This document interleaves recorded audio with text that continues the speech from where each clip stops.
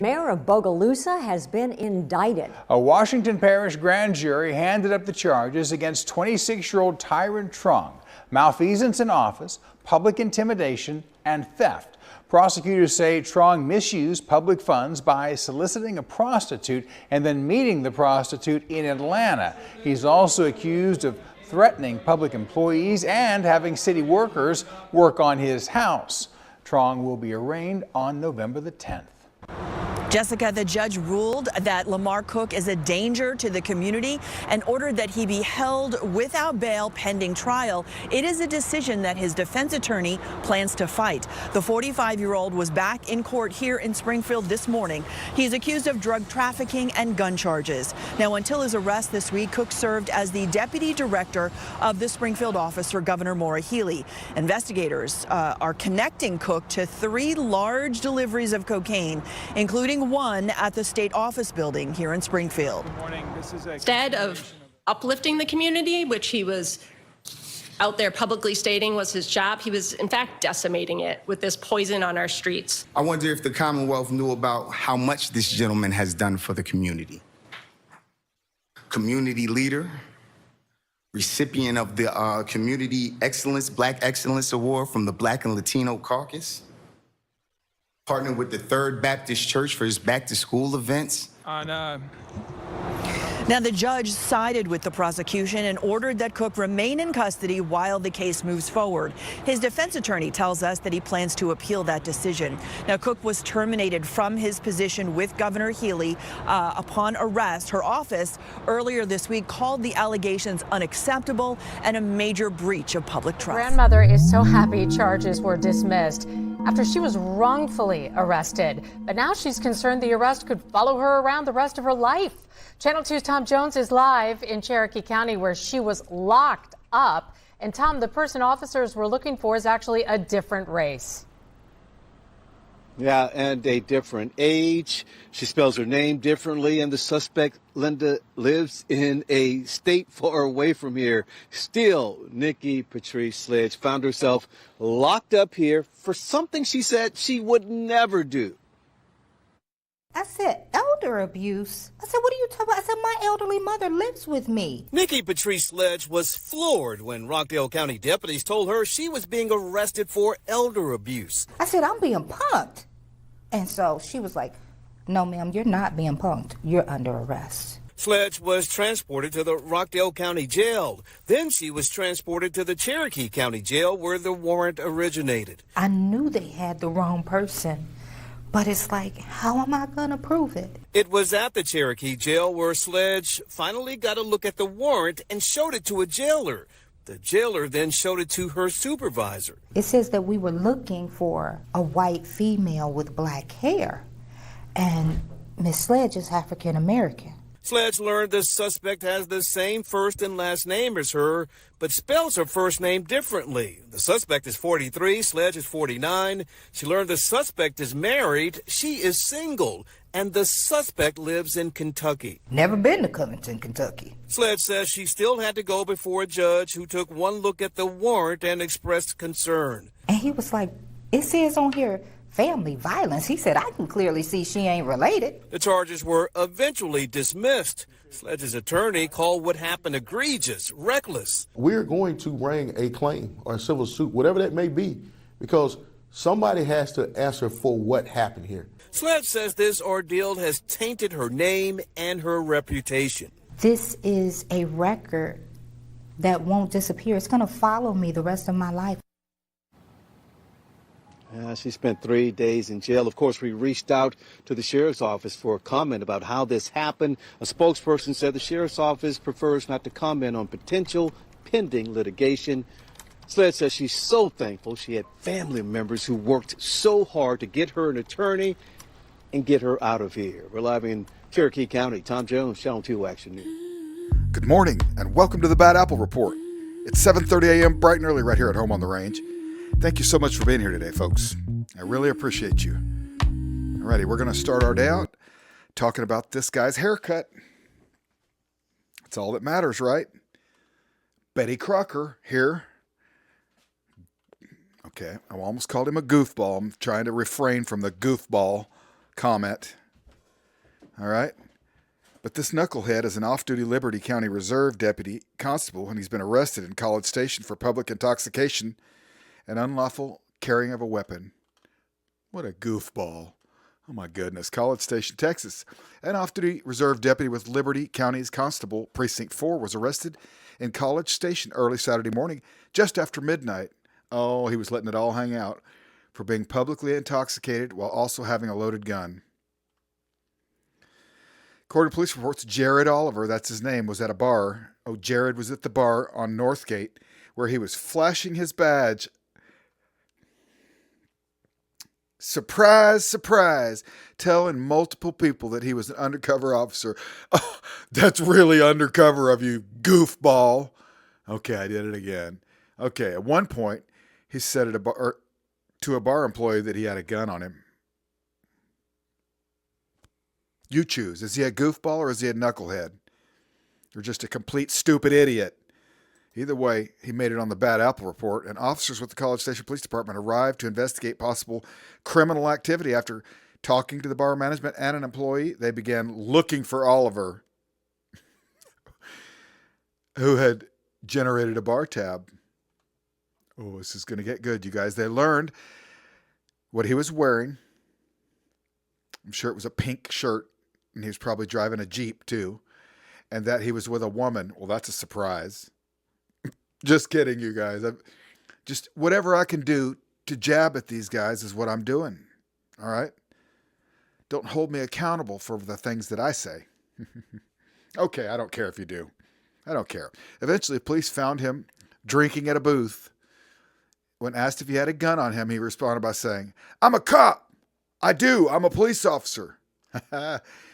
He was told to place his hands behind his back as he asked not to be handcuffed. Oh, I bet his hair looked cute while he was begging. Big old dopey eyes and cute hair. He saw a handgun. Oh, the police saw a handgun in his waist and also found a Silver Star law enforcement badge after Oliver told them that he worked in Liberty County Precinct 4. They immediately rolled their eyes and said, "Those Liberty County Precinct 4 guys." Police placed him in handcuffs and escorted him back to the stockroom where they removed the gun, which had 15 live rounds in the magazine and 1 live round in the firing chamber. Did you know that shells don't stay in the gun? Okay? You don't have to qualify it as a live round. Once they have been fired, they are expended from the machine. Took him outside of the bar where police noticed that he was extremely intoxicated. They only noticed it after they took him outside of the bar. Oliver told police he couldn't remember when he started drinking or how many drinks he'd had. He then added that a man who claimed to be in a gang approached him that night, telling him he was in a gang and he said that he's an undercover cop, but he wasn't going to tell them. Oh, that's confusing as hell, bro. He explained, that is, why he went into the bar. Oh, that's why he went to the bar employee and he told them what happened and that he was a cop and he had a gun on him. Oh, when police asked Oliver if he thought it was a good idea to go into the bar with a gun and drink, he allegedly told them, "I know my tolerance, so I would say no, but I know I should probably say yes." He has no tolerance for intelligence. He's a dummy. And that was funny. Not what I said, but what he said. Okay, as they investigated, multiple employees told police that Oliver had allegedly flashed his badge at them, telling them he was a cop. We already heard that. Oliver's wife, he's married, also told police that he consumed 3 or 4 mixed drinks and 2 shots since 9 p.m. Out of fear, Oliver would continue to, quote, spread alarm amongst bar staff or even bar patrons about having a loaded gun while intoxicated. He was arrested and charged with public intoxication. Police also charged him with unlawful carry of a weapon since he was not on his own property, nor had consent from the property owner to have a gun. Online records with Liberty County show that Oliver was deputized with Liberty County Precinct 4 Constable's Office as a reserve deputy just in April of this year. It doesn't take them long. You know why? Because they start out like that. They are bad apples from the get-go. Thank you for being here, folks. I do appreciate you. Let's move on with the show. The federal investigation into Albuquerque DWI officers accepting bribes to dismiss cases. As you recall, several of them, including 2 attorneys and a paralegal, pleading guilty to bribery and racketeering. But tonight, Target 7 has learned it's been months without anyone being sentenced and all hearings have been canceled. Here's Jason. Yeah, that's right, Doug and Shelley. 23 people have been implicated in what's being called the largest law enforcement scandal in the state's history. 11 of them have pled guilty to federal charges. But why have none of them been sentenced? These 20 police officers and these 3 legal professionals have been named in a federal investigation that spans 3 decades. I've never seen anything like it in New Mexico. Federal court documents show that people charged with drunken driving were paying as much as $5,000 to get officers to not show up in court. Target 7 broke the case open in January of 2024 when we told you how federal agents served search warrants at the homes of Albuquerque police officers. A year later, this man, Ricardo Mendez, a paralegal working for attorney Thomas Clear, was the first to reach a deal with federal prosecutors. Within a few months, deals were made with 10 more, including Clear and attorney Rudy Chavez. All of these people who have entered into guilty pleas, entered into deals with the government, the deals may be contingent on information they provide. At the time, sentencing hearings were scheduled for Mendez and 3 others who pled guilty. But since then, the hearings have been canceled, and sentencings have not been scheduled in any of the other cases. In fact, the last time anything was filed in court was in July of this year when Chavez pled guilty. Does that mean there are targets that are larger than these officers in the sights of the prosecutors? Maybe. Does it mean there's some problem with the investigation that has caused a complete halt to everything? Maybe. There are just so many variables we don't know. KOAT legal expert John Day said there could be a good explanation. There was so much attention paid to this, so much energy put into it by FBI and the U.S. Attorney, and so many statements of their intent to continue the investigation made that it does raise questions about what the status is. Court records show Mendez pled guilty in January of this year, and 1 month later, a judge granted him permission for, quote, international travel. Federal prosecutors did not oppose it, and documents detailing the reasons behind it were sealed. Law enforcement officials tell Target 7 they were opposed to it, and they were worried he wouldn't come back. Hypothetically, if you have a case where a defendant is giving lots of good information to the government, and the government feels comfortable with that person leaving the country, if they feel like they're getting their money's worth, so to speak, from the defendant, and maybe there's no reason to oppose international travel, especially if they don't think there's any fear of that person fleeing the jurisdiction. We wanted to know if Mendez did indeed leave the country, and if so, did he ever come back? We went to his home, and neighbors said they have not seen him in months. Do you know maybe when the last time you did see him was? Been a while, honestly. Yeah, it's been a while. Okay. So we went to his attorney's office and got no response. No one's home. Target 7 also reached out to the U.S. Attorney's Office to ask. They sent a Zis email that said, quote, unfortunately, I cannot respond to media inquiries during the government shutdown. At the end of the day, the only person who can answer that is going to be the U.S. Attorney, and I'm doubtful that they're going to be talking publicly about what's going on at this point. Target 7 called several of the defense attorneys representing people implicated in the scandal. Some told us they're puzzled why nothing has happened. Others said they believe prosecutors are looking at charging others. One attorney said, quote, you don't need to be a genius to figure out obviously there's more stuff there the government doesn't want out. We've also reached out to former U.S. Attorney Alex Ubaez, who's currently running for mayor and resigned just 1 week before the order allowing Mendez to leave the country was made. He tells us he doesn't recall discussing the issue before he left. For Target 7, I'm Jason McNabb.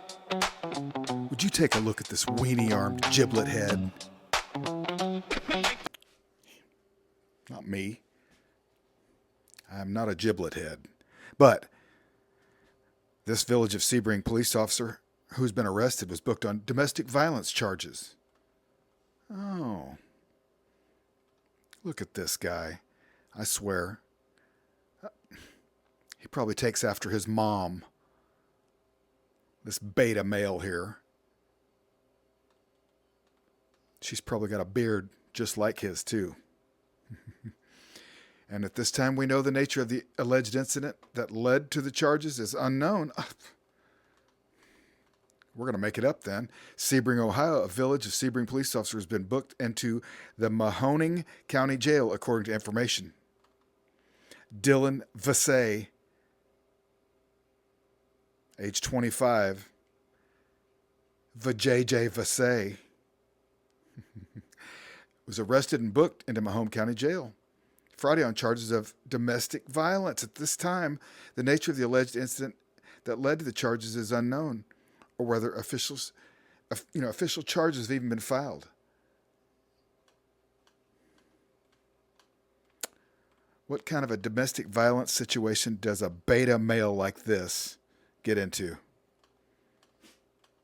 I bet him and his mom got in a fight over who's more masculine.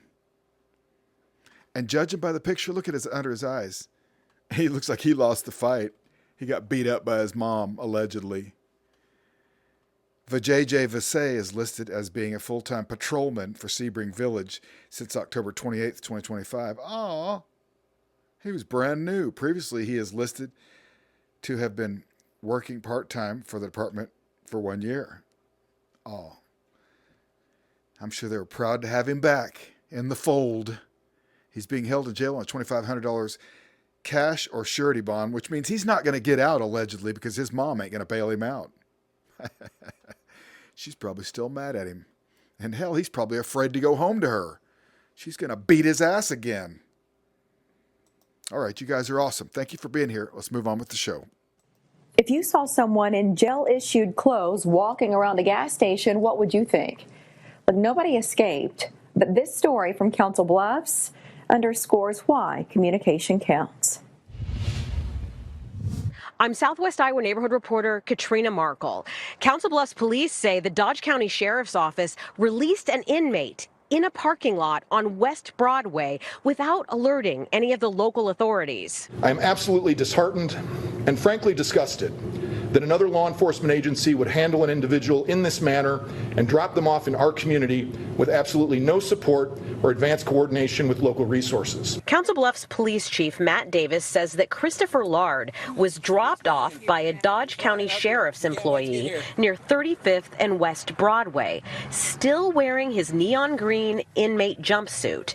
He immediately began creating a disturbance, according to police. He just scared me more than anything, but... City authorities say they've received reports of inmates from other jurisdictions being dropped off in Council Bluffs, but this is the first time they've been able to verify a report. Mayor Matt Walsh says that the case is now in the hands of the city attorney. The individual dropped off needed mental health care. The city of Council Bluffs took care of that, which means that the city of Council Bluffs had to pay that expense. Lard is from South Dakota, and Davis says CBPD has not discovered that he has any connections to the Council Bluffs area. A recent court document from a Saunders County DUI case indicates that Lard's bond agreement included not leaving the state of Nebraska. What it really takes for law enforcement is to partner with our social service providers, to have those plans, those communications, those partnerships, developing regional and bi-state solutions. As I said, we can't take our problems and throw them over the fence into our neighbor's yard. Good neighbors don't do that. In Council Bluffs, I'm your Southwest Iowa neighborhood reporter, Katrina Markle. Representative A.J. Pittman is accused of forging documents, including a $5,000 check in August 2024 and a $2,500 check in January this year. Similar allegations were made against Pittman in 2020 and 2022, and she had previously agreed to a restitution and a fine related to those, according to a search warrant. Pittman was accused of using campaign funds for personal use. She was directed to repay her campaign account a total of $35,000 over a 3-year period after the 2020 and 2022 allegations. She was required to pay $12,000 to her campaign account by May 31st of this year. The search warrant says in August this year, Pittman gave the Oklahoma Ethics Commission a $5,000 cashier's check from Sovereign Bank. Pittman then asked the Oklahoma Ethics Commission for an extension, repaying the remaining $7,000 owed this year. However, she gave the commission a copy of a $2,500 check from Sovereign Bank that she said she used to repay her campaign account. That check was also dated January 27th, 2025. Sovereign Bank told investigators that it never issued the cashier's check after the Oklahoma Ethics Ethics Commission became suspicious that that check was forged. That's according to the search warrant. In 2024, when Pittman agreed to repay her campaign account, she agreed to provide the Oklahoma Ethics Commission with receipts for campaign transactions. However, she told investigators that her office building had flooded numerous times, and all the receipts were destroyed. When the commission asked for documentation of the flooding on May 6, 2024, Pittman emailed a Microsoft Word document dated May 5, 2024, that said the office building was destroyed due to continuous water intrusion. But when the commission clicked on the document's info setting, investigators found that the document was created on May 6th, and it was last updated by Anastasia Pittman, who is AJ's mother and another former Oklahoma State representative. That took place at 5:09 p.m. The document was emailed to the Oklahoma Ethics Commission at 5:11 p.m. The OEC accused AJ Pittman of fabricating and forging the document to conceal campaign finance documents. While the investigation continues, she has not yet been formally charged. In Oklahoma City, Jason Berger, KOCO 5 News. And that's going to do it for the show, folks. Don't forget to go out and vote tomorrow, okay? It's the midterms, and it's time to use common sense. Or, if you're used to voting without common sense, just continue. All right? I was once the kind of voter who voted with no common sense, and now I see everything through the lens of common sense. You guys are awesome, and I thank you so much for being here. I'll see you tomorrow.